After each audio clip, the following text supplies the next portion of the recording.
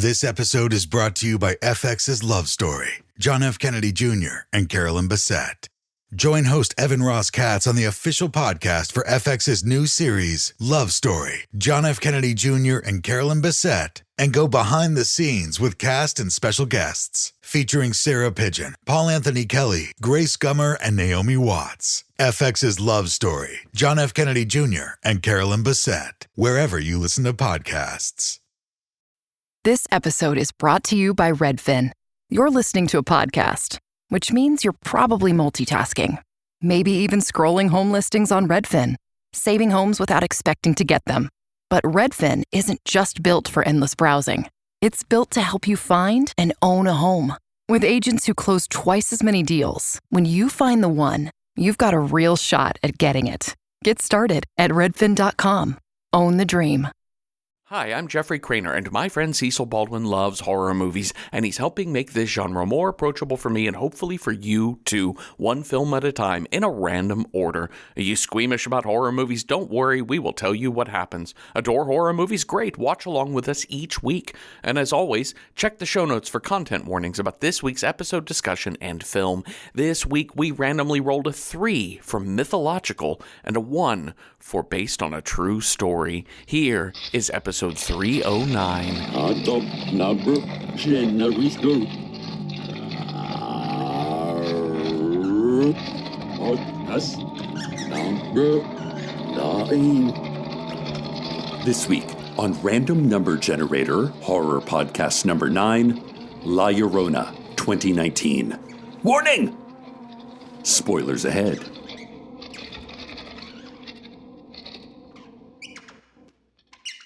I didn't really intend to watch Magic Mike XXL when it came out. Like many people, I enjoyed Steven Soderbergh's Magic Mike, which was about a male stripper on the surface, but deep down it was a rich exploration of the steep economic cliffs of capitalism and how difficult it can be to lift yourself above your class in America. But Magic Mike XXL just looked like, hey, you know, ladies and gay men really showed up for the hot boys, so what if Magic Mike, but everybody wants to see oiled up dancing instead? That wasn't really for me. In fact, I remember seeing someone online calling Magic Mike XXL just Magic Mike fanfic. Boom, roasted. But then I saw a response to that post, which pointed to an essay by Lena Potts that argued that Magic Mike XXL, while heavy on the male smoke show, is actually a movie that explores straight masculinity. She made such a strong case that I went and watched the movie, and she was fucking right.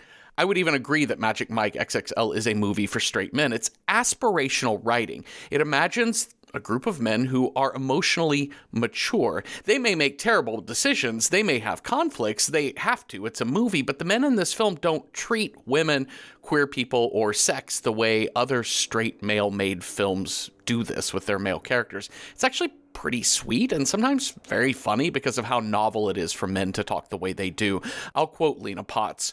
She says, "The wonder of the film is that at no point it feels like it's yelling no homo. When the group is at a drag show, they're having a great time like everyone else present. And don't make excuses for that. When they perform, they watch and support each other rather than feeling weird about whether their professions necessarily reflect on their sexualities," end quote. Magic Mike XXL was a truly feel-good movie for me, not just because I love the characters, but because I felt like the movie showed me a brighter future for straight male-generated straight male characters in Hollywood, #representation. If straight dudes are going to continue to run things, they could at least try to run them better, you know? Well, I thought about Magic Mike XXL after I finished watching Jairo Bustamante's third feature film, La Llorona. They are decidedly different movies in nearly every way. La Llorona is a horror. It is based in a real history of genocide. It is auteurish and dark and slow and tense. There is, to my memory, only one hot man in La Llorona, and his shirt stays fully on. But La Llorona is aspirational writing. Partly I say this because it is a revenge flick, a more subtle Inglourious Bastards, but I really say it because of the protesters. The protesters in this movie are present every single second. Chanting, singing, intoning, lighting candles, posting flyers. They don't let up. Bustamante's protesters, XXL strippers, they're modeling for us behavior we can and should follow. Hi, Cecil. Hi, Jeffrey. Where's your favorite place to swim? Pool, river, lake, ocean, other? Oh man, I mean, they each have their draws, you Totally. know. I love a lake. Like, there's something so peaceful about a lake. I don't want to touch the bottom because that's gross. Yeah. But I love swimming in a lake. I love being pounded by the surf in the ocean. It's funny. I actually feel more comfortable in the ocean than in a lake, which is funny because I think the ocean is way more likely to kill you. Not because of sharks, but undertow, really. Yeah. But there's something about a lake. The water usually is darker, and I just am afraid of feeling something touching my foot or leg. Yeah. I think if I want the workout, ocean. If I want to like sit back and like enjoy the view, lake or river. Okay, yeah. I'm such an indoor kid that I'd be like, does hot tub count? Yes, absolutely. Okay, great. You don't really swim in a hot tub so much as just sit, but You sit, you lounge. it's lounge swimming. That's what we'll call it. We watched La Llorona, Cecil, and we watched apparently the correct one. Oh, thank God. You know, I like just based on the cover art for the other one, which was like woman in a black dress with long fingernails. I don't know what I expected from this version, but I'm so glad we didn't get that. Yeah. When I always do this background image for the Zoom that we do, and I look for a still from the movie, and it's so funny because I originally typed in La Llorona 2019, which brought up both movies because the American film Curse of La Llorona came out the same year as the Guatemalan film we watched, La Llorona. And it's very funny seeing the two different sets of images of those movies. I'm sort of curious to see Curse of La Llorona now because I just can't imagine how different it could be, but it looks quite different. Lots of jump scares, I would bet. Lots of jump scares. You hadn't seen this movie before. You haven't seen any of Jairo Bustamante's films, No, correct? but I think like the second one, the gay one, was on my radar. That is Bel Canto? Oh, no. Or because he made not Bel three Canto. films. That's a different. I'm sorry. Tremors? Yes. Yeah. Like I think I was like, oh, that looks like a movie that I should watch, and then did not watch it. I saw Rita first, which came out about a year and a half ago in 2024. And it has a lot of similar vibes to La Llorona in that he's really interested in fantasy and he's really good with a camera, or he has people who are really good with a camera. But they're both like really beautiful. He's really interested in children. He's really interested in government conspiracy. He's really interested in women. So, I was really, really taken by how slow burn this movie is. Like, I kind of like that I would put this as like magical realism and then horror. And I'm perfectly happy with that. This is one of those movies where the horror monster, the horror scare, isn't the bad guy. Yeah. The ghost. The supernatural thing. Uh-huh. That's not the antagonist. The mythological character of La Llorona is not the bad one in this movie. Yeah. It certainly fills up with scares in horror tropes in that it is... I almost felt like it reminded me a lot of like Japanese horror with the long black hair. And the use of like not seeing a face, or then when you do see a face, it's staring right at you down the barrel of the camera. Those little beats, it's so beautifully done. The scares are like spine tingling rather than jumpy. Yeah, for the first like 30 minutes, I was doing the horror movie thing where I was looking at every little corner of the screen and like, okay, where's La Llorona gonna come from? Not that movie. No. She literally walks up to the front door. Yeah, she literally just comes in the front door. It's like, I'm here to be a maid. Actually, I think one of the most unnerving parts of this movie is the very, very opening beats, because we just hear fucking whispering. Oh my God. And then when we see Carmen, right? She is praying real hard. I love this camera work here because it opens so tight on her face. So it's a woman praying quickly and quietly. And it leaves you to question. I had a bunch of questions in my mind, which is she alone? And then the camera pans more. There's a girl in white behind her, which I'm like, yee!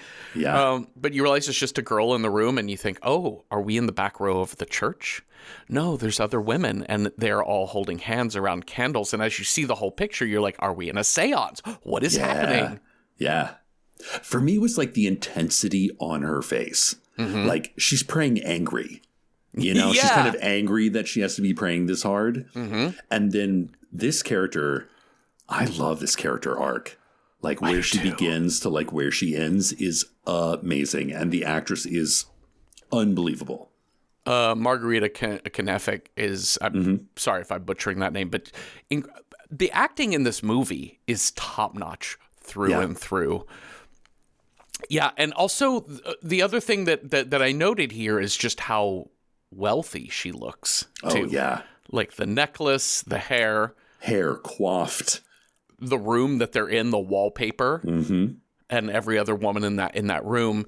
And then we're also going to meet, in the room with her, we'll sort of slowly meet them. There's not really a roll call in this movie. It just kind of puts you in media res and you figure it out. But next to her is her daughter, adult daughter, Natalia. And behind them is Natalia's daughter, Sarah. We do kind of get like a little female roll call, and then the gentleman roll call. Gentleman, the general roll call.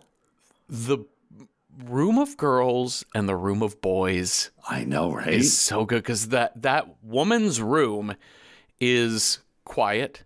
It's whispery. It's candles.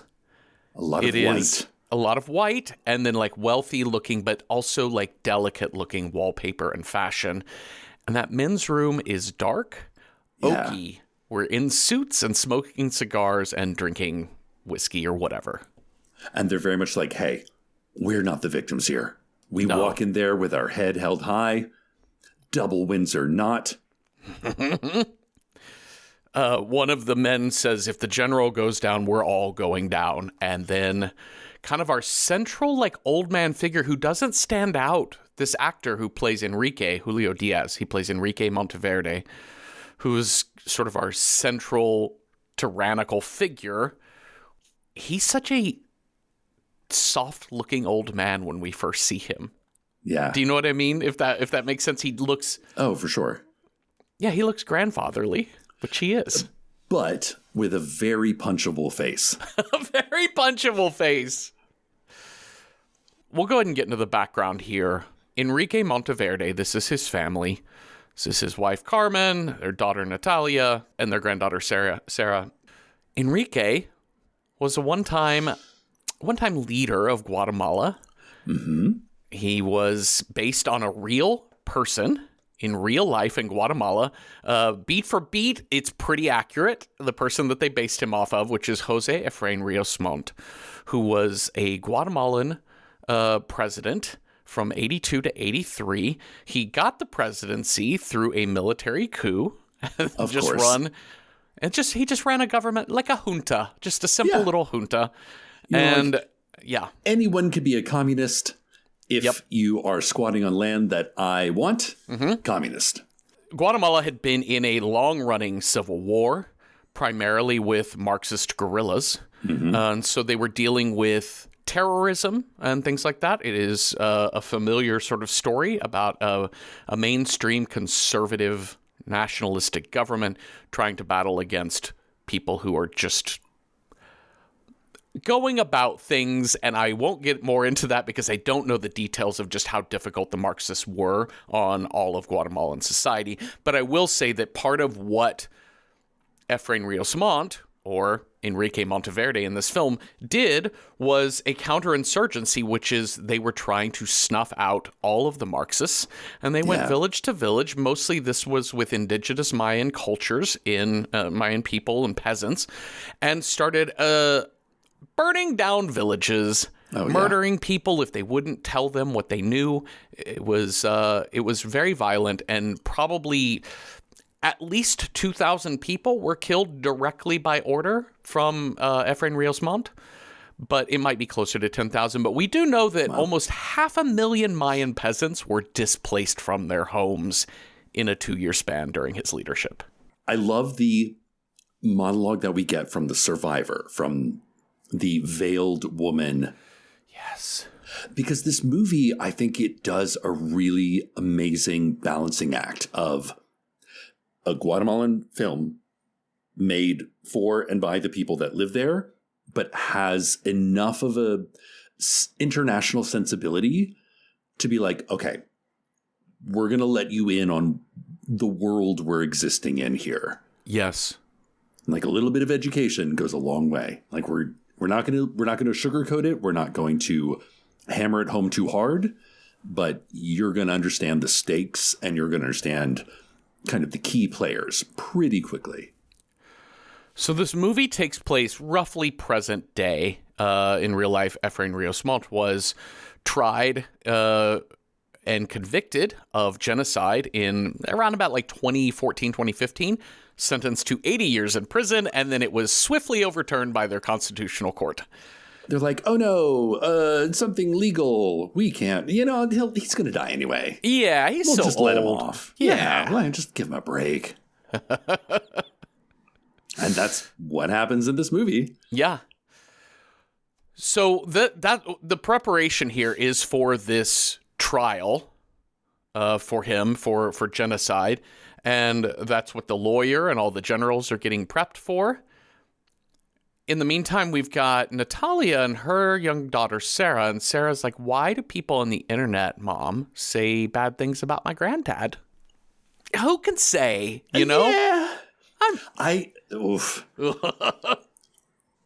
There's a recurring thing here of the way in which this family, and I think to some extent a lot of families do this, which is you sort of close your ranks to the outside world. And the number one goal here, especially in a, like an organized crime family, a Sopranos, say, or a Trumps sort of say, you definitely all have to follow the party line. And some of that is, like with Carmen, you spout the party line and you spout it vehemently and vociferously. And in some cases, like with Natalia, you haven't been active in that world at all. Yeah. But you've internalized it. You grew up in it, but then you left and kind of, found a life for yourself as a doctor, let's say. And you've never really questioned your role in what the family has done. No one in this family has questioned the role except for Sarah. It's a little bit like, what's happening? Yeah. I also want to point out that there is, we're going to meet Valeriana, who is basically the head of housekeeping in this house. And they have a lot of housekeepers. They do have a ton of people on staff at this house. But Valeriana, the first time we see her, she is lighting a candle and saying a prayer for protection of the house in which she lives and all of the people that live there, and especially Enrique Monteverde, as he's getting ready to go to trial. And this is so fascinating because Valeriana is also a native woman. She is also an indigenous Mayan person. And also, fun note, they don't cover it in this movie, but a fun note about Efrain Rios Montt is that obviously in Guatemala grew up Catholic, but not long before he became or forced himself into the presidency there, he had a conversion to evangelical Protestantism. Oh. Which is huge in a predominantly Catholic country, and it's a little bit more mixed now in terms of Protestantism and evangelism. Interesting. So I thought it was an interesting note that we do get this Catholic imagery right up front from this. Not only is a indigenous Mayan woman doing a Catholic prayer, but also it is for technically an evangelical man, if we're going to go historically accurate. And it didn't even strike me as being a very Catholic prayer. It's more spiritual. It's more of the like asking the ancestors for protection. Yeah, I think I meant it wasn't the words were not Catholic by any stretch of the imagination, but it was more the lighting of the candle that just felt a little bit Catholic churchy to me. But we will learn more from Valeriana that she is not Catholic. She is decidedly a spiritual woman. All right. In the middle of the night, Enrique wakes up and he hears something. The sound work in this movie, by the way, is so good. I know, right? It's just so quiet. It's just the quietest, softest weeping. And you can't quite pinpoint where it's coming from. And if we are already familiar with the La Llorona, the wailing woman, the weeping woman, we're already sort of clued into that's what he's hearing. But I love that the sound makes it a little bit nebulous. If you are unaware of that, is it wind? Is it coyotes? Is it someone in the house? It could be any number of sounds. But this motherfucker is like, someone's broken into my house. And he goes and he gets a handgun. A fucking hand cannon. Yeah, from his arsenal, from his personal arsenal. He makes it all the way to the kitchen and just opens fire at the next person that walks in the room. I thought he straight up killed this woman. Right? Because of the way she dropped. I was like, oh, fuck, his wife is dead. Yeah. From like 5 feet away. Yeah. But he just misses her. A couple of things. One, the first place he looks is in the bathroom, because he hears the water running, and the bathtub is turned on, but no one is in there. So that water theme, the water turning itself on, water is going to become a big thing in this movie. Also, when his wife comes in, because it's backlit and so dark in that room, really all you see is the long straight hair and all black. And so it really does have a feeling of like, did he shoot at the ghost? Was that La Llorona coming to get him? Yeah. But no, it was Carmen coming to investigate. She narrowly misses getting her head blowed off. And Valeriana and then their head of security, Letona, come in to stop him. They're like, okay, all right, Grandpa, time for bed. We're going to have to get this wall refinished. We've got a big day tomorrow. And they do kind of say, like, is it, his Alzheimer's is kind of kicked in at high stress situations, which he is in the midst of a very high stress situation. Yeah, Natalia's like, Dad, you don't get to have guns anymore. I'm taking this from you. Yeah. They ask the staff, so they gather all the staff together. Again, this is such a great shot of the staff standing on one side, all in a group. You can see that they are all brown people, whereas the family are all white people. Yep. And so you see the racial divide and the cultural divide and the socioeconomic divide. And the way they're asking, he's asking, did you hear a woman crying? And like, no, we didn't really hear anything. One question, was she like nearby or far away? And he's like, I don't know. It just sounded like it was kind of near. They're like, okay, we got to go. I love that so much because they're like, we know what this is. Mm-hmm. We've seen this movie. Like 95% of their staff quits that night. Basically everybody but Letona and Valeriana quit. Because they know. Yeah. They're like, nope, not staying in this house anymore. This house is marked. This house is marked. And also, even if the ghost isn't coming for me, this motherfucker might be. Oh, yeah. Yeah, he's dangerous. He only gets more unhinged as the movie goes on. This next morning when Valeriana tells Carmen and Natalia that the staff is quitting and they would like all of their benefits and pay now as they go, it's really fascinating the way Natalia basically becomes the passive-aggressive guard dog of the situation. The way in which you get... Because Mom is a lot more overt in her rage and her hatred and her vile early on. She's like Carmen. She's madam. She's running her household with an iron fist. And Natalia she tells Valeriana, she says, actually, this is a bad time and that would be really rude if they left. And Doña Carmen says, no one else will hire you. You are done. In gratitude. You'll never work in this town again, kind of thing. You're like, fuck. Yeah. And then we get the trial, which is one of the most beautiful and stunning shots I've seen in a long time in a film. This giant crowd in a darkened hallway. It's the picture, if you're watching this on YouTube, it's the image behind me of this like deep, but not super deep, but long, wide crowd shot. And right up front and center is an indigenous woman wearing a veil. And it's like this very colorful veil. Uh-huh. And the only noise are like flashbulbs. Uh-huh. Murmuring. Yep. And this woman speaking at like barely above a whisper. Yes. And then her translator speaking into the microphone what she's saying. Yeah. So she is one thing that sort of gets lost if you and I do not speak Spanish, because this is a Spanish language film. So in the subtitles, they'll try and let you know when something is not in Spanish, when it is in Cachiquel, is the other language that is used in this film. And so she's speaking in this Cachiquel language. So it takes a little bit of a second to like adjust your ears to the differences in what's happening. But yeah, she's describing the genocide of her people and what happened in her town. And they burned our crops, they burned our homes, they burned our cattle, they separated the men from the women, from the children.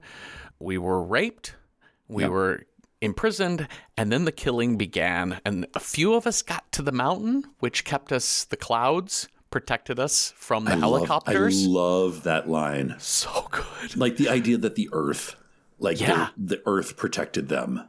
Already we're into like the sort of magic realism of the people there. Like it's already connected. But there was no food up there. And so we had to leave the mountain to leave safety to find food. And that's when she was caught again and taken to this prison. And she at this point removes her veil, showing her face. And she says, I'm not embarrassed to tell you what I went through. Yeah. I have no shame in telling you. I love the way that we get these reveals of the exposition dump about like what happened. There's like a waiting room outside of this court hearing area where we see Natalia and Letona sitting. But in the background, there's a reporter doing a stand-up.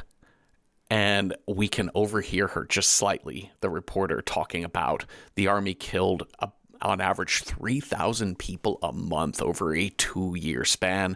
1/3 of the population of the Mayan Cachiquel people were killed. And 38% of the people killed in that time were under the age of 12. Yeah. And then what's even more interesting is watching Carmen and Natalia, kind of their reaction to this extremely intense personal, confession. Because Carmen she's like, these whores. Oh my God. Like, I can't believe you're taking their side. And Natalia's like, I don't think you can make something like this up. Carmen is like, these putas, these Indian women, come to the military bases. They sell themselves to men. It's just disgusting. But she also tells Natalia, she says, don't believe the communist lies. Yeah. Again, this divide of like, once you're called a communist, you can't really recover from that in this culture. And in our culture, too. Like, I just try very much, I don't even mean in Guatemala in general, but, it should be noted that Reagan was a big fan of this man.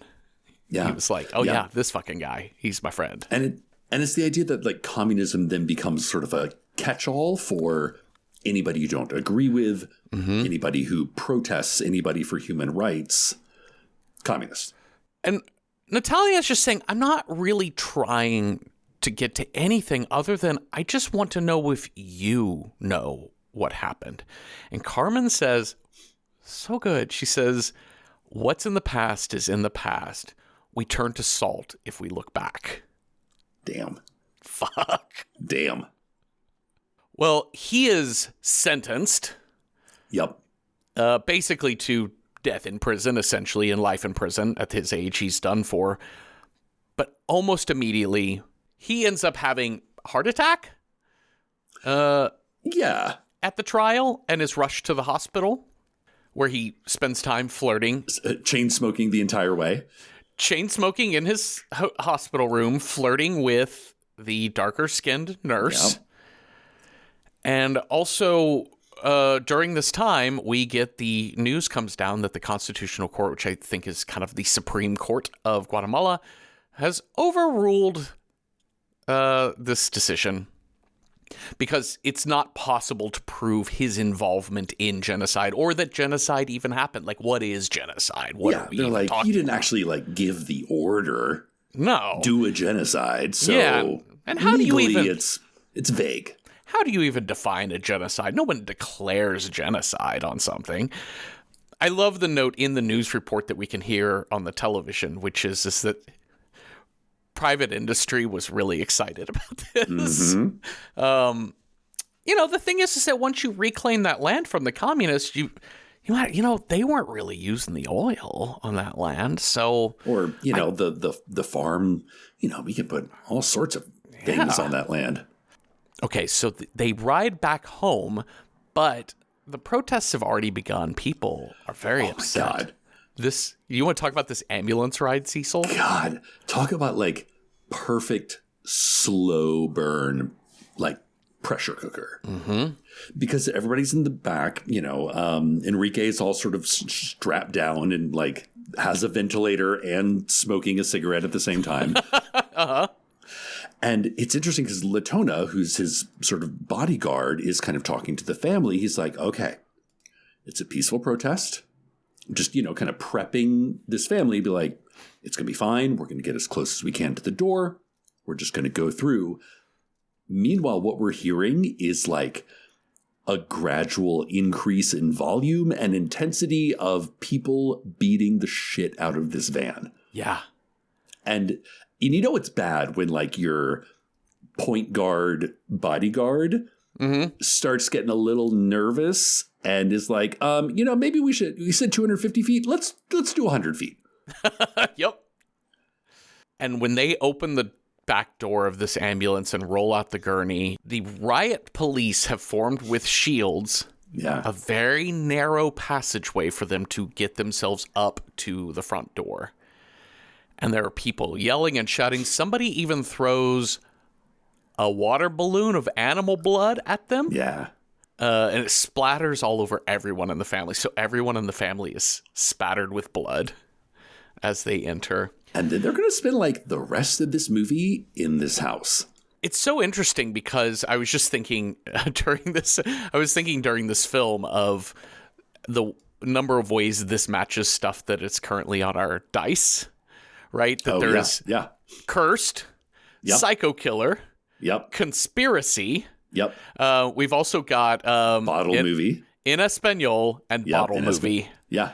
Doesn't really fit horror comedy so much, but not so much. Man, all we need is like day scare, and we would have got it covered. It also fit. Folk horror is currently on our dice as well. Oh, absolutely, 100%. Okay, so back in the house, a couple of things. One, they only have 2 staff members now, Letona and Valeriana.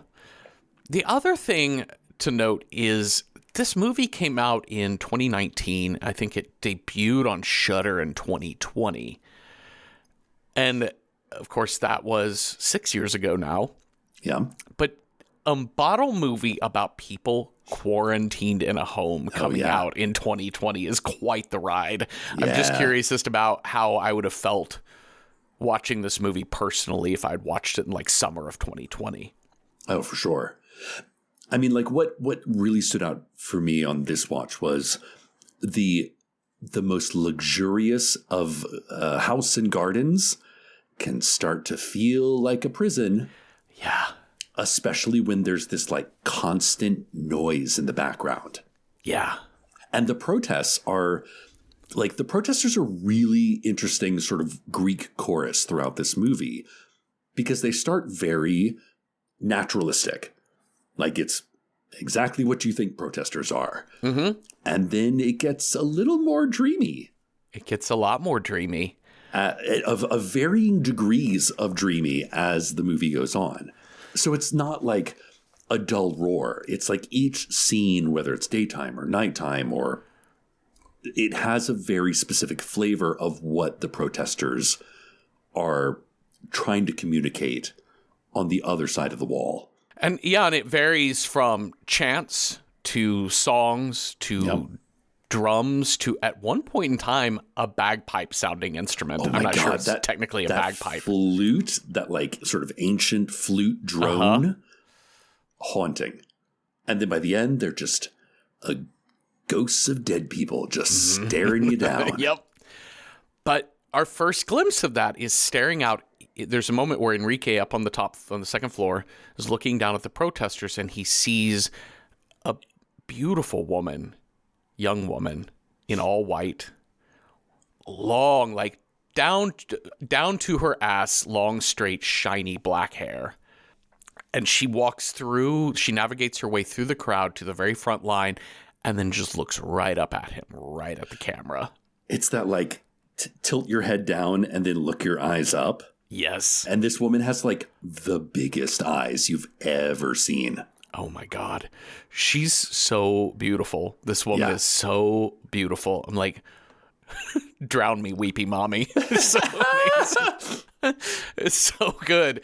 And it's so spooky when she pops her eyes right up at him. But they let her through. They let her through. And as Bustamante is going to do throughout this whole film with her, is he's always going to lead you into she's a ghost. She's La Llorona. Just kidding. There's a really reasonable explanation for this. Yeah. So her showing up, getting to the front line, looking up into the house, it's just like, oh, of course she did that because she's showing up to work. Valeriana had called to her old village to look for anyone. And this young woman, Alma, has shown up to say, I'll work here. I love how few fucks she gives that young Alma gives. And Valeriana is showing her around, and even that night is like, here, you can sleep in this room with me. We have bunks here. The house is pretty old. It's kind of got a haunted vibe. It might be a little scary, so it's probably best if you sleep with me. And you can just see on her face of like, I don't give a fuck. Not meanly, just like, I'm not affected by this. No, just like, no, I don't care. Yeah. Meanwhile, the tap water turns on by itself. Yeah. And Valeriana's just like, this old house.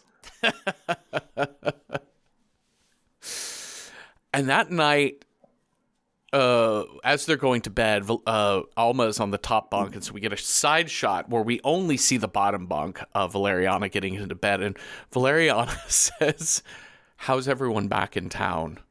And Alma says, they're there. They're still there. And then the long black hair comes down. Oh my again. God. It's so grudgy. I'm like, oh my God, she's going to get grudged. She did, yeah. Well, somebody's getting grudged in this house for sure. Yep. They're getting dark watered and grudged. Maybe even a Ringu. Maybe. I love that Alma, she kind of floats through the space. Mm-hmm. Like we see her interact with objects. So she's not like 100% a ghost. Mm-hmm.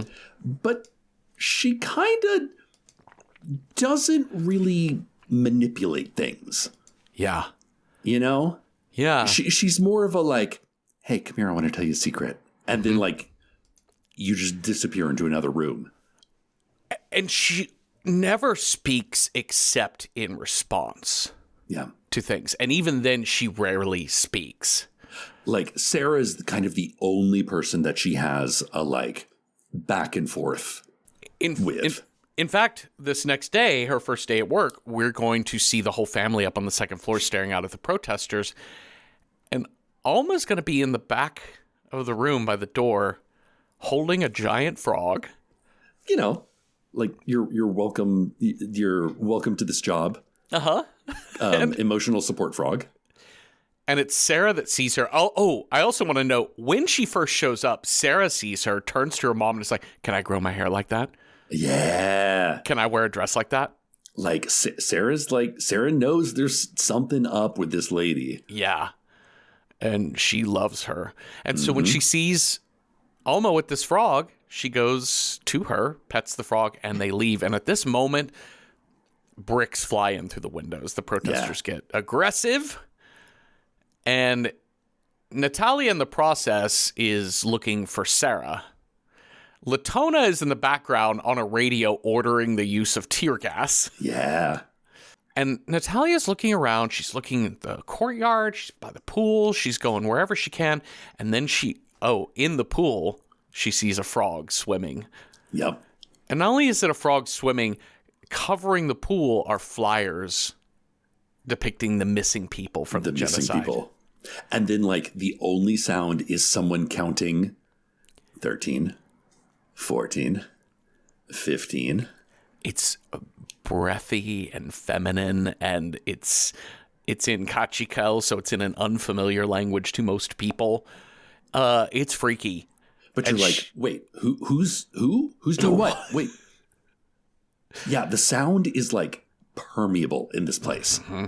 Like, nothing sounds like where it should be, where it's coming from, where it should be. Yeah, you know? Yeah. I would love to see this in a cinema. I would love to hear how the sound is done in like many, many channels. Oh, for sure. And she gets into the kitchen, and all we can see is what looks like Alma pushing Sarah's head under the water. See, she's a bad ghost. Yeah. She's like, get away from her. Mom, I almost made it to 21. Alma's teaching me how to hold my breath. Oh, man. When I heard, like, La Llorona, the weeping woman, my brain went to, like, something similar to, like a banshee. Yes. You know? Yeah. And probably, you know, similar ideas. But I love that in this film, it's not this wail. It's real quiet. Yeah. It's like a soft weeping. Yeah. The soft, quiet weeping that's going to come get you. And the La Llorona story has got, like many bits of folklore, has gone through many, many adaptations through different cultures and different regions of the area. And comes through hundreds, if not thousands of years of some variation of that story. It very much, like, I think the common telling has a real Medea sort of quality of, like, the man leaves and the woman drowns her children. In rage, and this movie is definitely going to do a much different take on this character. That night, Natalia and Sarah are getting ready for bed, and she's like, oh, you really like Alma, don't you? And she's like, yeah, she's really cool. I really like her. She told me there's so much water where she lives. Yeah. That it's really good for the plants. They grow really fast there. And she has 2 kids. And Natalia says, those natives get pregnant so fast. And then Sarah says, they're dead already. Yeah, her 2 boys are dead. Her 2 children are dead already. And it's like something hearing that matter of fact coming out of the voice of, like, a young girl. Yeah. It's like one of those things that, like, when kids say it, you're like, ugh, jarring. Yeah. And you can see Natalia is like, wait, what? Because you can, like, in her mind, she's thinking, wait, who's this woman that we've just invited into our house, whose children might have been killed by my father? Yeah.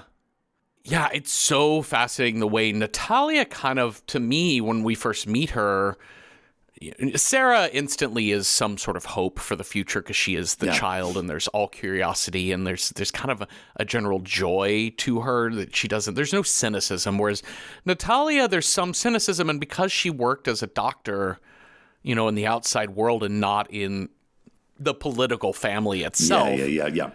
But there is something really, it's a different level of sinister between the way Carmen talks about these women and the way in which Natalia, without any anger in her voice, matter-of-factly is like, well, you know how the native women are. They just get pregnant really fast. And you're like, what? What did you, like this casual racism, because it's internalized, maybe not as direct hatred, but a simple belief in the hatred that's been instilled in you. And she's like, I'm a doctor. Of course I know these. Yeah, you know, I'm sure there's science to back this up. And you've always believed what father and mother have told you, which is going to be a big player as well. Oh, my God. Like when Natalia straight up asks, she's like, where did, I can't remember what the relationship is. She asks her dad, why did you never like the father, Sarah's father? Yeah. Because the father's not in the picture. And he says, he didn't like you. Don't get those two things confused. Which is like, oh, well, he left because he didn't respect you. Like, nobody could love you like I love you. Yeah, and also, he was just a jerk. Whether I liked him or not had nothing to do with anything, because he didn't like you. He sucked. When in all honesty, he had that man disappeared. Yeah, probably. I mean, that's really what the movie sort of suggests. It doesn't ever offer you solid proof that that's what happened. Yes, online shopping is quite literally at our fingertips, but that doesn't mean it's always simple to buy. Whether it's trying to remember one of a million different logins so you can actually place your order, or getting almost all the way through checkout before realizing your card is nowhere near you, there are many hiccups that can get between you and placing that order. Which is why it's such a relief when you see that purple pay button that has all of your information saved, making checkout as simple as a tap of your screen. That iconic purple shop pay button is why Shopify has the best converting checkout on the planet, meaning less carts going abandoned and more sales going to you. Shopify is the commerce platform behind millions of businesses around the world and 10% of all e-commerce in the US. From household names like Thrive Cosmetics, Gymshark, and Allbirds, to brands just getting started. And they're not just great at converting sales. If people haven't heard about your brand yet, Shopify can help you find your customers with easy-to-run email and social media campaigns. And they have world-class expertise in everything from managing inventory to international shipping to processing returns and beyond. Tackle all of those important tasks from one place, making your life easier and your business operations smoother. See less carts go abandoned and more sales go with Shopify and their Shop Pay button. Sign up for your $1 per month trial today at shopify.com/realm. Go to shopify.com/realm. That's shopify.com/realm. Well, the holidays have come and gone once again, but if you've forgotten to get that special someone in your life a gift, well, Mint Mobile is extending their holiday offer of half off unlimited wireless. So here's the idea. You get it now, you call it an early present for next year. What do you have to lose? Give it a try at mintmobile.com/switch. Limited time 50% off regular price for new customers. Upfront payment required. $45 for 3 months, $90 for 6 months, or $180 for 12-month plan. Taxes and fees extra. Speeds may slow after 50 gigabytes per month when network is busy. See terms. Enrique gets up in the middle of the night again, and he sees Alma swimming in the pool. Ooh. This steam coming off the top of the pool is so beautiful and so mystical. It's so mystical. And I have this theory that people are 10% more attractive when they're wet. Mm-hmm. Like, think about, swimsuit models, et cetera, et cetera. Yeah. But the fact that she's wearing this, like, white, essentially her maid's uniform, but the white shift wet, that's, like, just a little bit see-through. There's, like, nothing more sensual. Yeah, and the way it sticks to the body, because then you have the shape of the body, but you also have the fashion on the body, which is also very sexy. It's very like Vestal Virgin, priestess kind of vibes. And you get the feeling she knows she's being watched. Oh, 100%. Yes, throughout this, by the end of this movie, like she is always there for him, and she's laying traps, just laying trap after trap for Enrique. Thirstiest fucking traps for this guy. Yep. But not only is she like swimming in her like white dress that she showed up in, she gets out of the pool and then walks slowly around the side of the house and through the front door, just sopping wet. And like you said, she floats. Yeah. Like she's literally moving her feet. She has gravity. She's walking, but she's floating. Yeah. Essentially. And oh my God. And the look on Enrique's face is horny. He's so horny. Like he looks like he's a 13-year-old in like Porky's. Yeah. Yeah, absolutely. He's entranced. He follows her all the way into her and Valeriana's room in the middle of the night. She is in the bathroom of that room, washing herself and her dress in the bathtub. She is fully nude, sitting on the edge of the tub, back turned to him, and he is just staring at her. He's like, yeah, his like big bushy mustache, because he goes from just kind of like nothing on his face to like an ever-growing smile. Yeah. And it's so creepy around that mustache. But also the subtle jump scares here is similar to when she first showed up, because he looks at her and her back is turned. Show his face again, show her again. She's always just nude, back turned, just wringing out her dress. And then turns again, and suddenly she is turned around looking right at him. That scare is real freaky. Yeah. Carmen comes in, flips that light on, and is like, what the shit? Yeah. And we can hear Alma being like, he's being such a creep. And Latona has to like help him up the stairs, and this wheezing. Oh yeah. Like the frailty of his body at this point. And it's so interesting that like this is the second time we've watched him just go from old man to verge of death seeming, the heart attack after the verdict.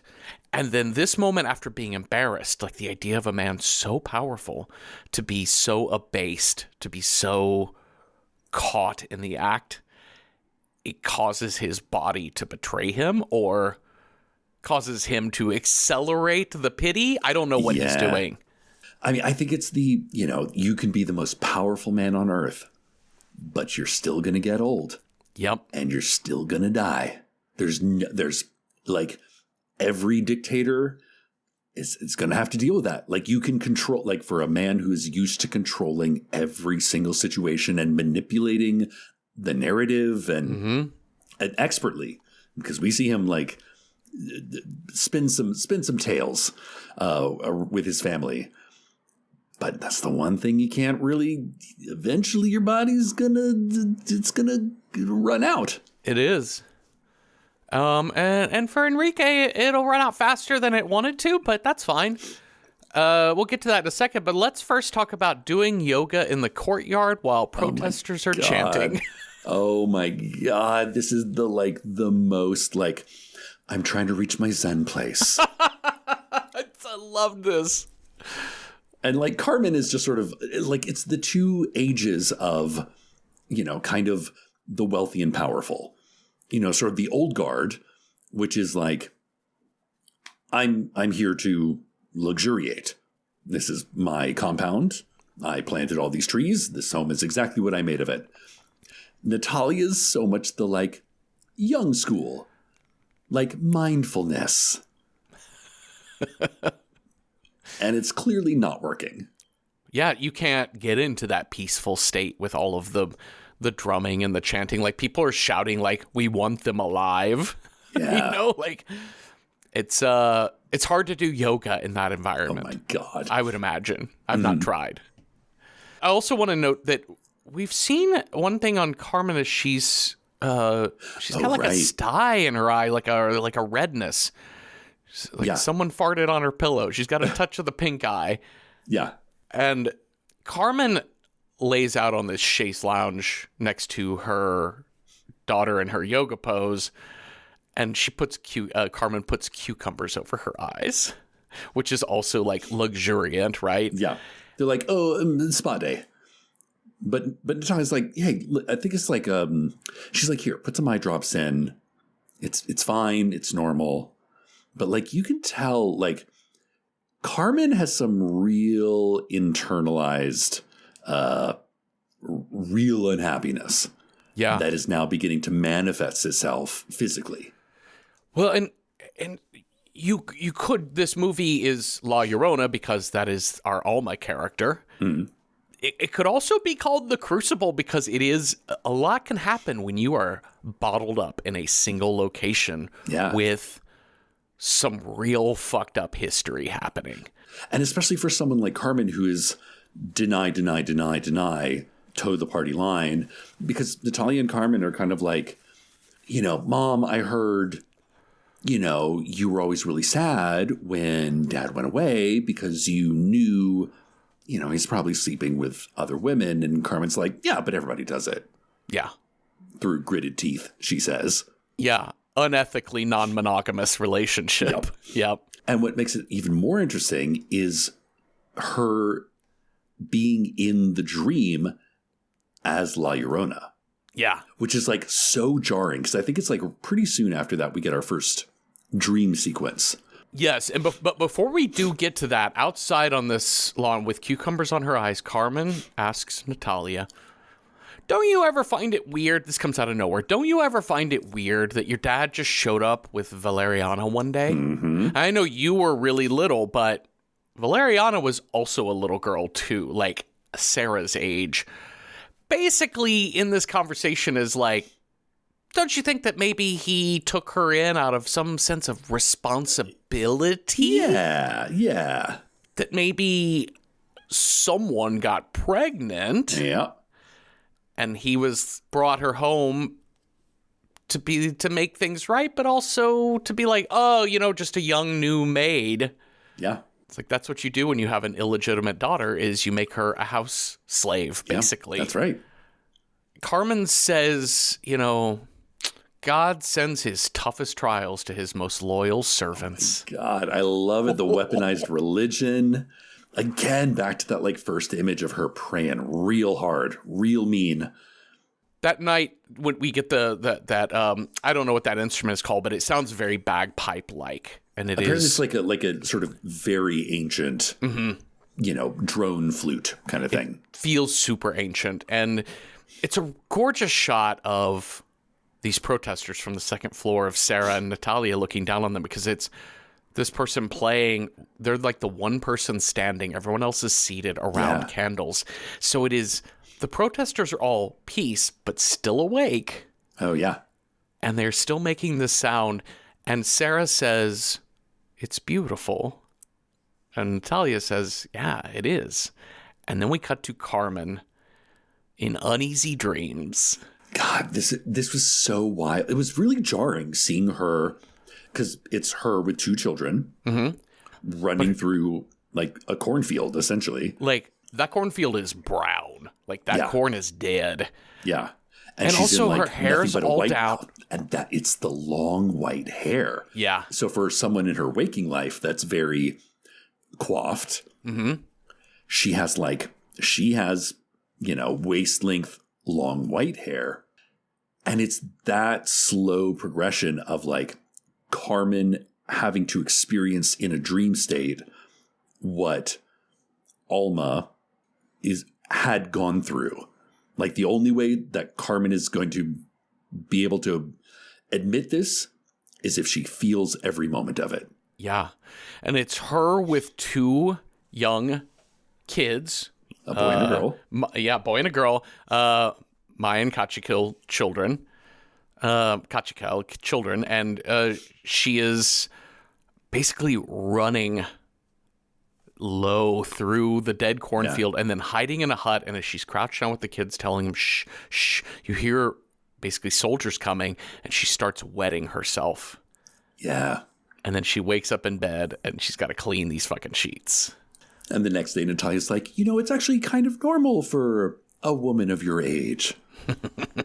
Here's your Depends. You don't have to wear it all the time. Just, you know, at bedtime. Carmen is not happy.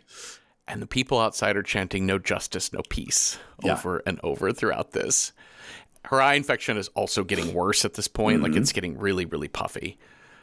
We see more of Sarah, their hair, the head underwater, the beautiful flowing hair, and the sound of Alma counting. Oh, no, this is actually later. This is in the pool. We see Sarah in the pool, and she's like underwater, and it looks like she's struggling to get herself back up. Like, she's run out of breath in her, so she can't float. And then Alma's hand comes down at the last second and pulls her back up. I love all of these scenes with the two of them together. They're really great. These two have such a great like screen chemistry as like auntie and niece, or big sister, little sister, or because they're playing. Yeah. And it's very like, it's also very motherly too, you know, but Alma is a very young mother. So the two of them, Alma and Sarah, later are watching through the window, and it doesn't show us what they're talking about.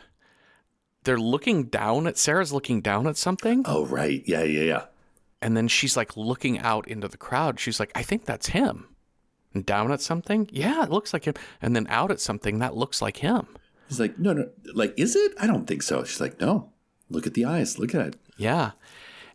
Natalia shoos them away of like, do not be near the window. We've already seen what can go wrong. And then Natalia looks down and sees the flyer they are looking at, which shows a missing man. We see his face on the flyer. Natalia looks out, and there is that man staring right back at her from the crowd. Yep. Oi! Yeah. Natalia cannot stop staring at the crowd at this point. Like, she is now obsessed. And she's also watching news reports about showing the history of the Guatemalan Civil War, also like the current day political division that it's causing of like the what happened with the general and his trial being overturned. And we're also getting more conversation about, I really want to leave this house. I cannot leave the house. And she asks Letona, listen, how dangerous is it to go out? And he says, mucho. Yeah. Like, we're not going anywhere. She also asks him, don't you find it odd that Sarah's father just like disappeared all of a sudden, and my dad didn't really like him, and now we're talking about all these people who have disappeared? And he's like, you know, I just don't think about such things. Above my pay grade. I think one of the most intriguing scenes in this movie, is when Sarah and Alma are playing checkers in the foreground. Yeah. Because I had to rewind this. Yeah. And it's so engaging because, again, they're so cute together. They're laughing and, you know, they're like almost smiling, which is a rare sight. Uh-huh. So you don't even notice that in the like far background, there's Carmen and Enrique are just sitting at the kitchen table. And then Carmen just slaps the shit out of Enrique and walks out. But you're so engaged in like the cute, the action that's happening sort of downstage. Like, you know, like you're like, wait, whoa. Should I have been paying attention? I love the metaphor for this scene too, of the way in which family sort of distracts you from what's really going on. Not that little children do, although that's part of it, but the idea of like the way in which you are present with just all trying to get along. And so any moment that we can all be at peace together is a moment we don't have to think about our bad family history. Sure. And so in the background, there's always this bad family history, and no one's really talking about it. Yeah, like you don't get to hear what it is.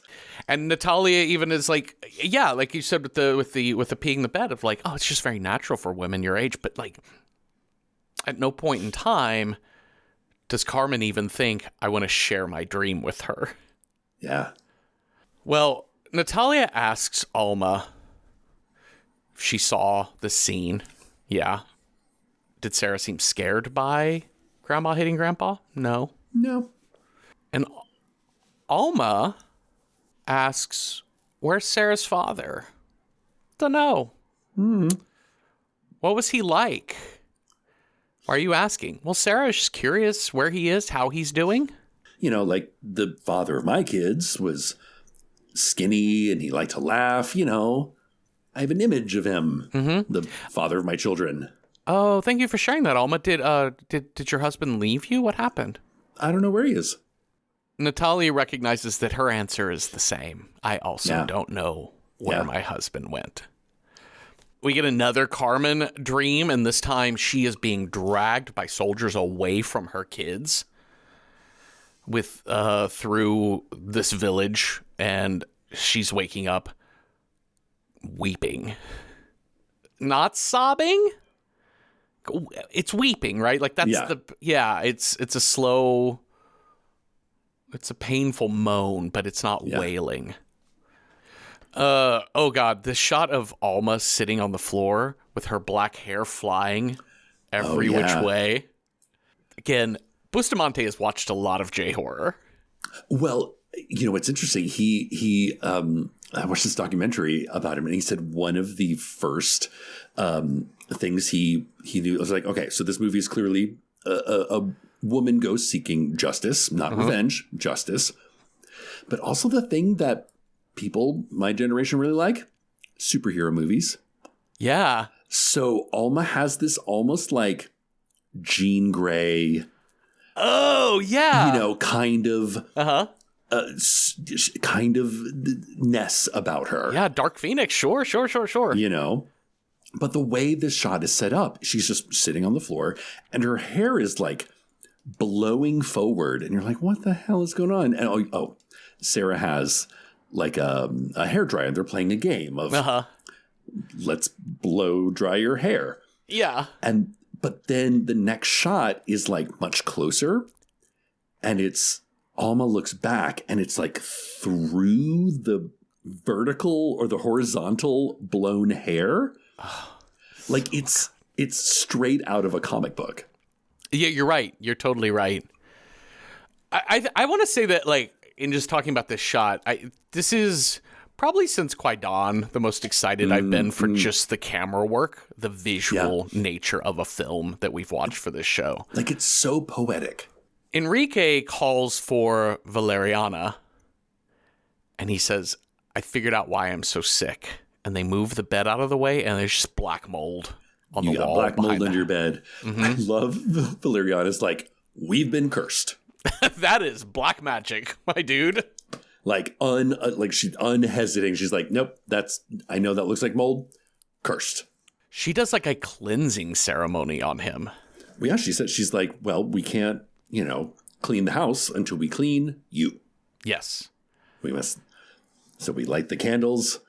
We dash the herbs on top of you. Say, hey, ancestors, life is hard. We need your help. Please cleanse this person. But then the next shot is her and Alma on their hands and knees with scrub pads. Scrubbing the wall. And she asks Alma, hey, so I was talking to a friend of mine from back in the village and said, hey, Alma's been really helpful. And they're like, we don't know an Alma. There's no one named Alma here. So, Alma. Where are you from? Oh, near the river. Deep in the mountains. Mm-hmm. Wait, near the river? Wasn't there a military base there? Yeah, that sounds about right. Yeah, when were you there? Oh, I lived there until the killings began. I have always lived. How old are you, Alma? I don't remember. Oh, no. No. But Valeriana's kind of like, yeah, okay. Yeah.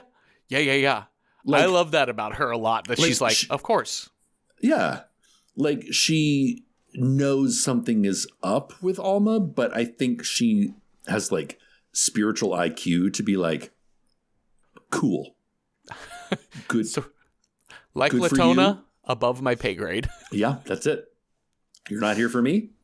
I also love the scene where, kind of right around the same moment, Natalia goes outside to see Carmen standing on the veranda looking down, and she can kind of see over the hedges. The protesters can see her, and they are all standing in dead silence, just looking at her.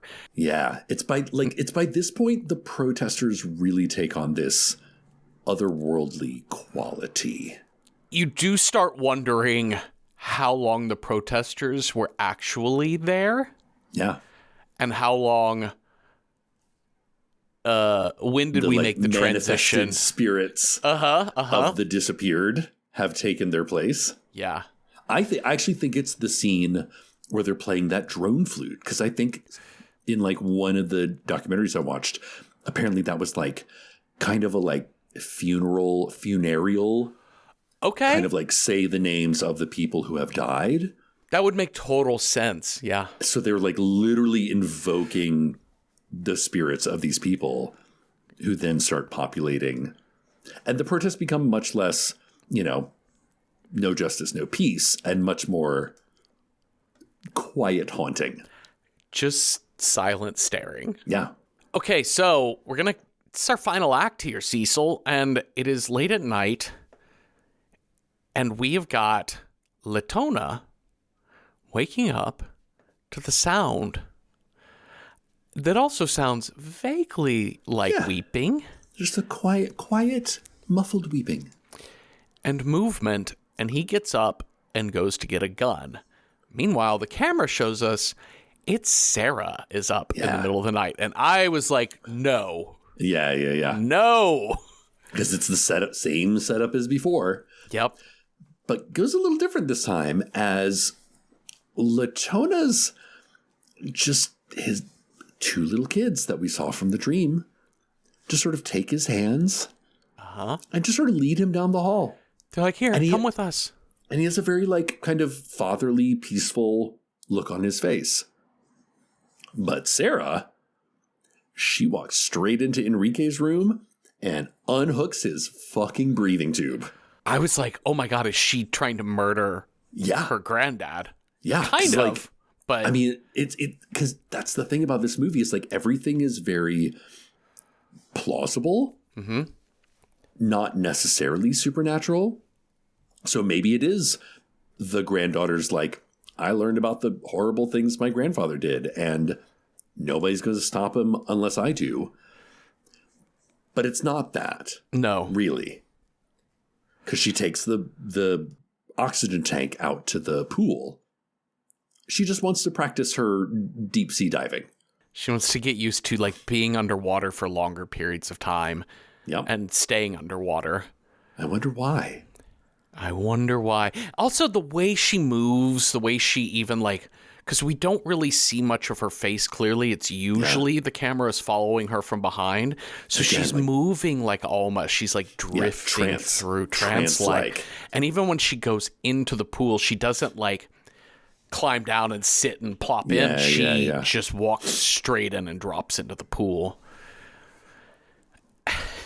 Natalia's up now, wondering where her daughter is, as is Enrique, because he can't breathe very well now. Yeah.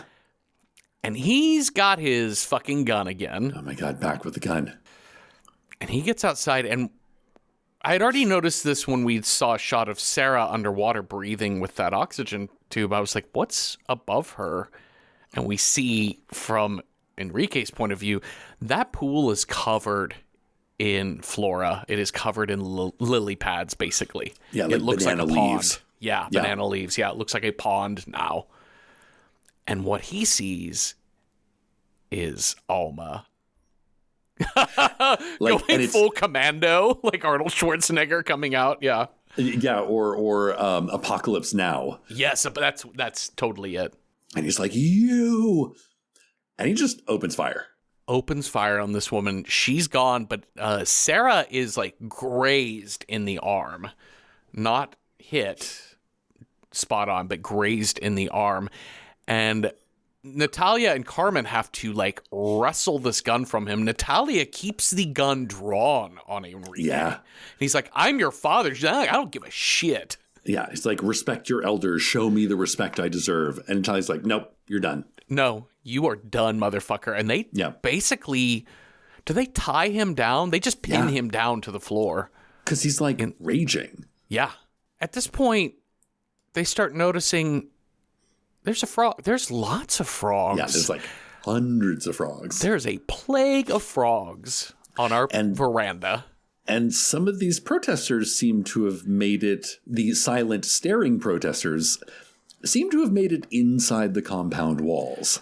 Oh, this shot of this family standing on their lawn backlit reminds me of Us, the first appearance of the other family. Yeah.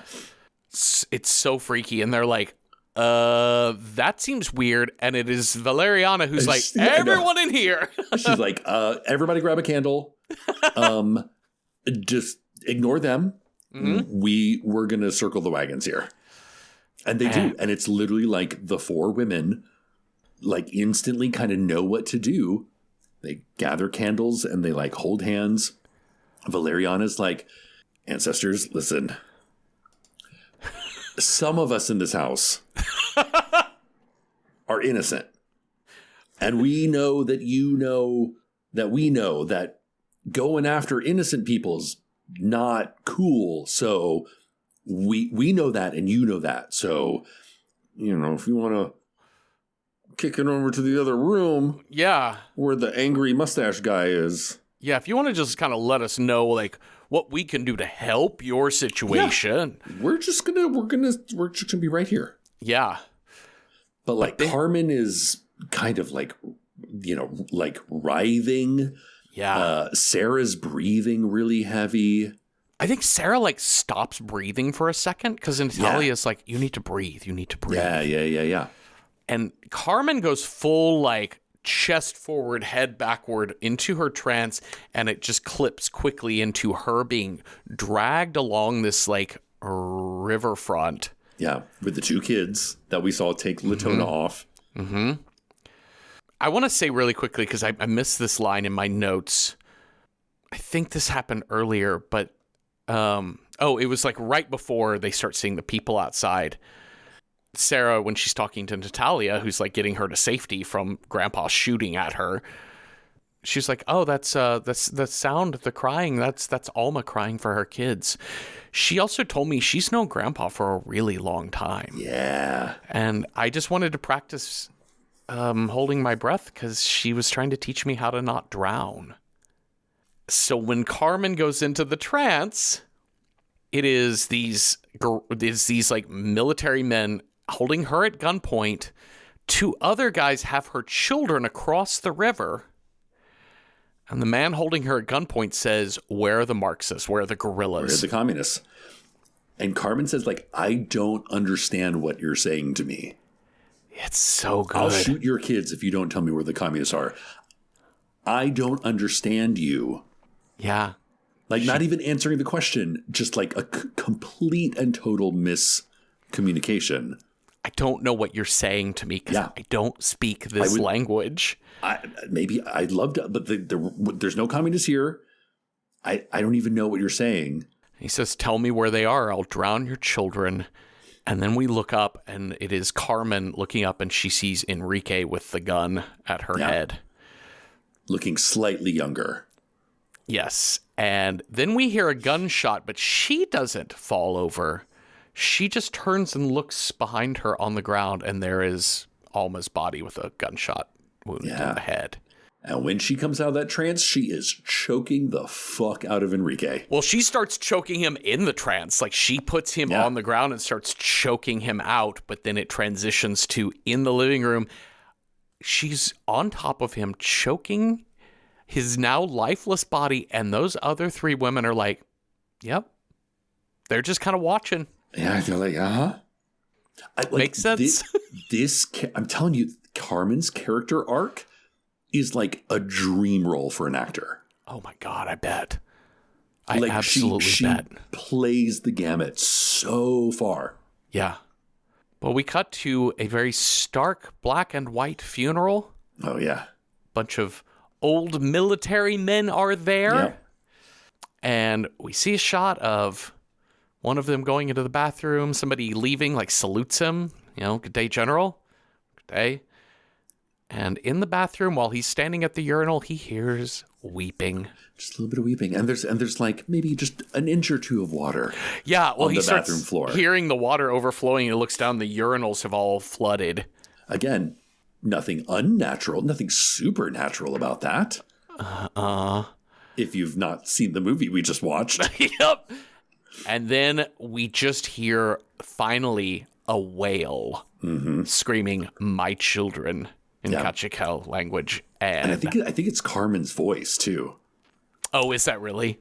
I mean, it sounded like the kind of that last cry when she was still in the trance or in the dream. Black Fiend credits. Yeah. Cecil, shall we rate this movie?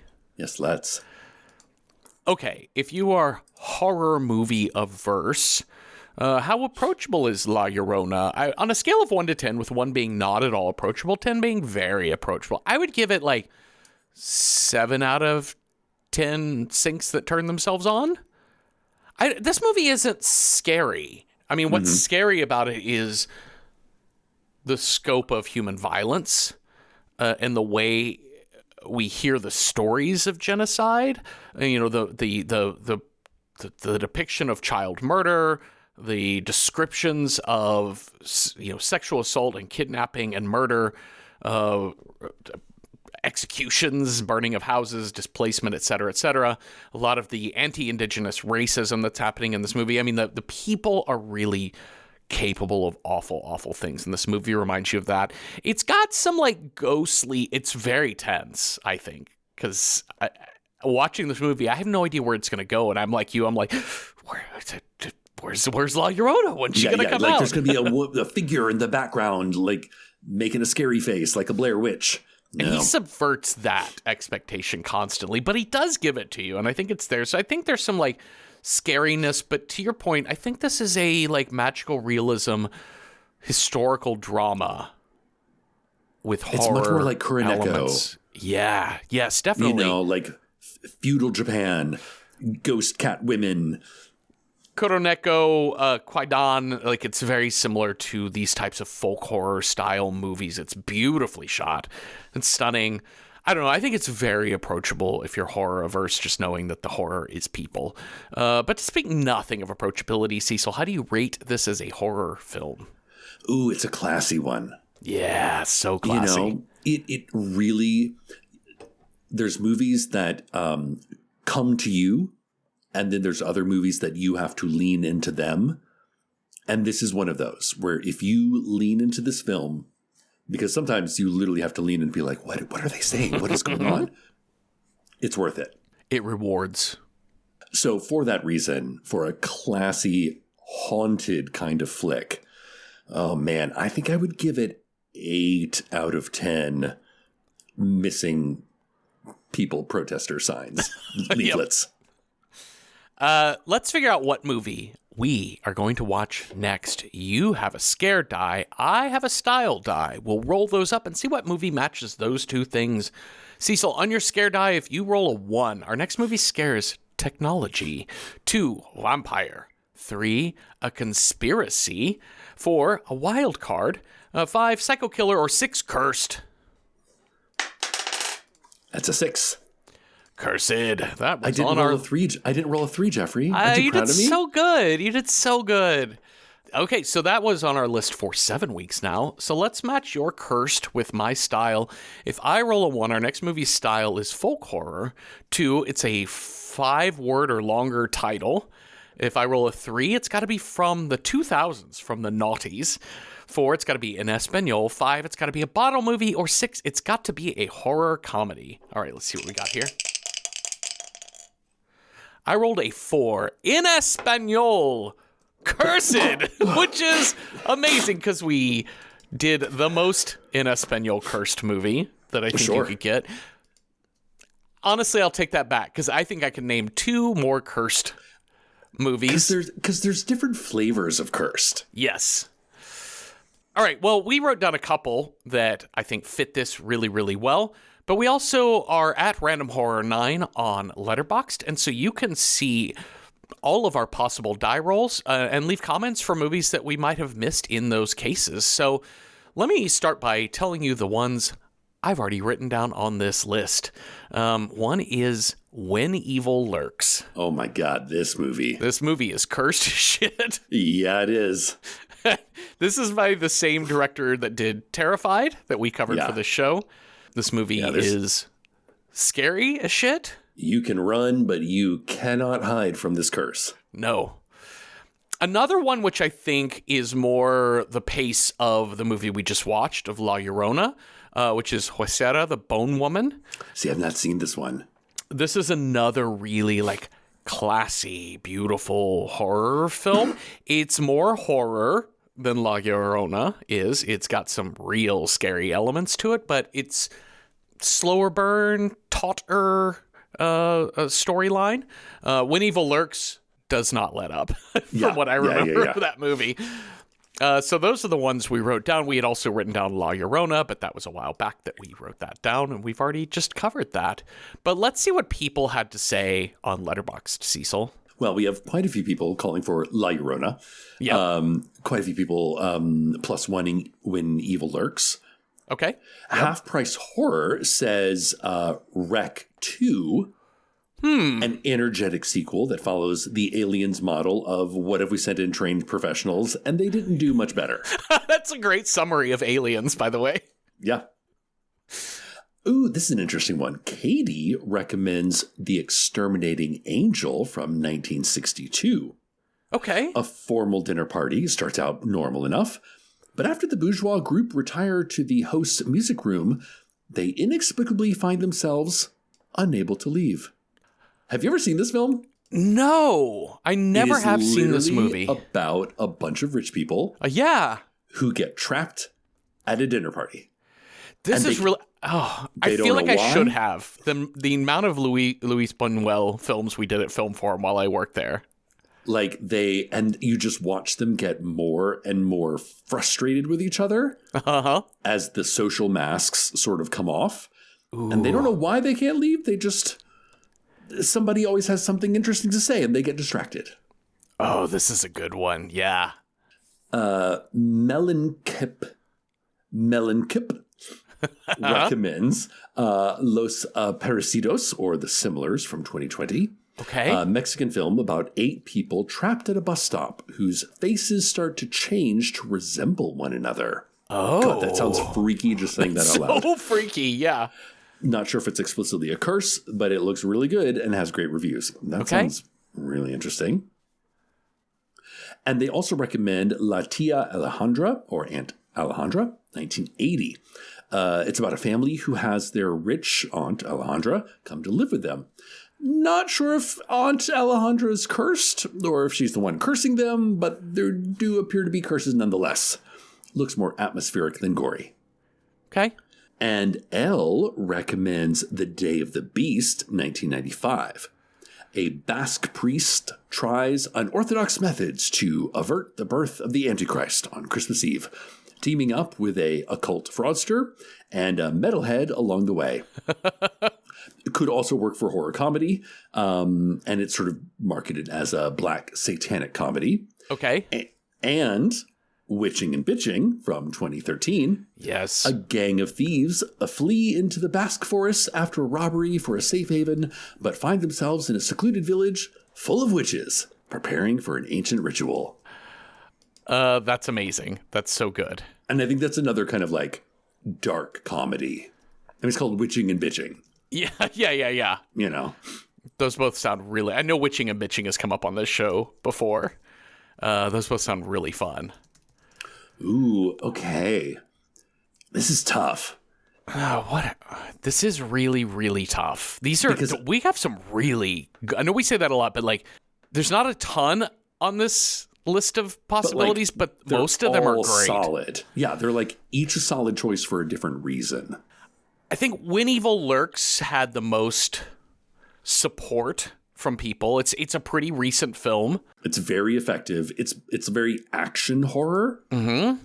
Then you have something like, The Exterminating Angel is kind of an interesting sort of horror homework, film history homework kind of choice, existential. I know. Horror. I'm mad that Katie brought it up because now I really want to see that, but I also don't want to avoid When Evil Lurks.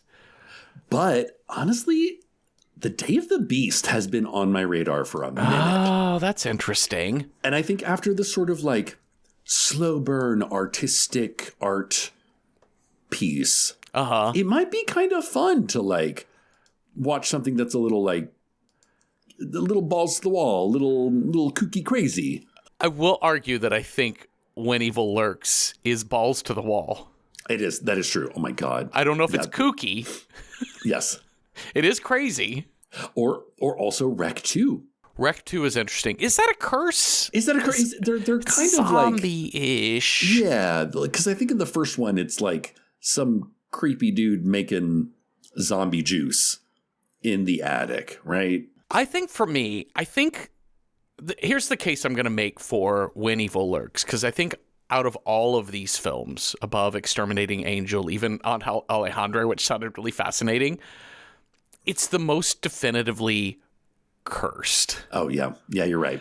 Whereas, like, Day of the Beast is a little bit like Antichrist, satanic. Yeah, I mean, there's a curse to that. I think that could still work in a week where we didn't have a lot of cursey options. Yeah. But I do think When Evil Lurks...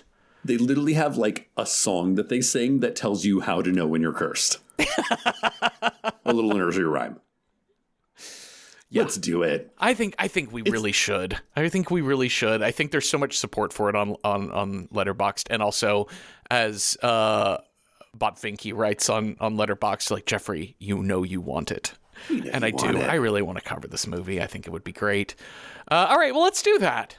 Thank you all for listening. Thank you, Cecil, for talking with me. And if y'all have thoughts on La Llorona or ideas for other movies that would have been cursed horror films in Espanol, let us know. We're at Random Horror 9 on Blue Sky, Instagram, and Patreon. And our Patreon discussion threads for every episode are for all members free or paid.